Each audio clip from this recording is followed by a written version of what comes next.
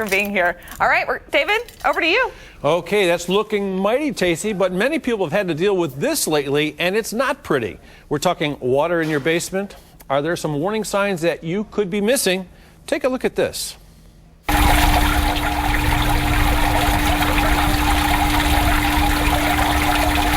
With the winter breaking like it is, the snow's melted, the rains have started to come. Maybe you head down in your basement, you notice an odor you didn't notice last time. Maybe a little bit of peeling paint, some cracking you didn't see, maybe even a little dampness, maybe some things you've moved have a little bit of moisture on them or dampness. These are the early signs that let you know that something definitely needs to be looked at. You've probably been affected by the winter and the spring rains. Something is probably wrong.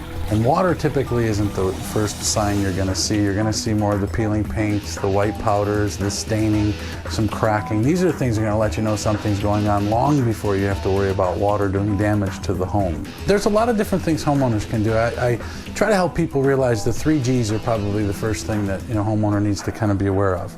Gutters, grading, and groundwater. Gutters are simple, making sure they're working, flowing freely away from the home. Grading, making sure things are moving away. We don't want puddles next to the house. Groundwater, though, is something that sometimes can be a little troublesome this time of the year. The snow has melted, the rains are coming, the water in the ground is just more than we normally would like to see.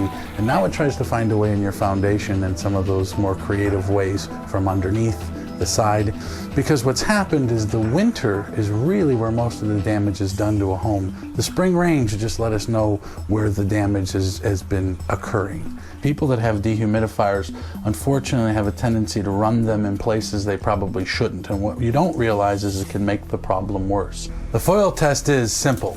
Take a piece of aluminum foil, fold it up into a square similar to this. A little bit of duct tape makes it pretty easy to stick to the wall. You adhere this to the wall and allow this to stick. And when you want to run that dehumidifier, when you're compelled due to moisture, don't run it. Let it sit for a couple days. Go down in the basement after that, check the aluminum foil, and let's see where the moisture is. If the moisture is on the surface of the aluminum foil, your dehumidifier is working well for you. You need one. If you peel it back and the moisture is trapped behind the foil, now we know that the foundation is contributing to the problem, and the dehumidifier can make your problem worse.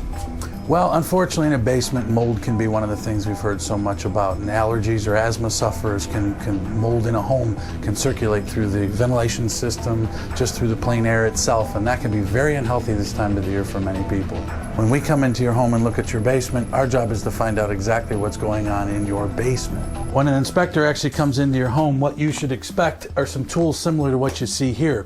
We may take a tool like this and actually start to see what's going on behind this problem and this paint to determine the extent of the damage, looking for any soft spots. We may move on to some more sophisticated tools like this, where we're going to be using meters. These meters are designed to read moisture inside of a foundation and try to find out exactly what do we have going on that we can't see.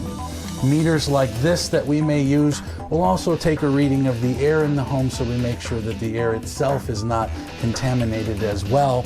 And then you might finish with a more sophisticated test like this that actually is going to go in and try to find for contaminants like molds and mildews and biogrowths. You shouldn't be afraid.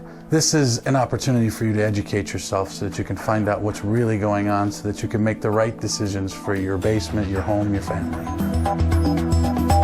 Right, don't be afraid. Here's the good news. Ohio State Waterproofing offers free Helpful Hints booklets. All you need to do is give them a call. I'm told they will also come out to your home and give you a free, well, your house anyway, a free inspection. Up next, if you're tired of shaving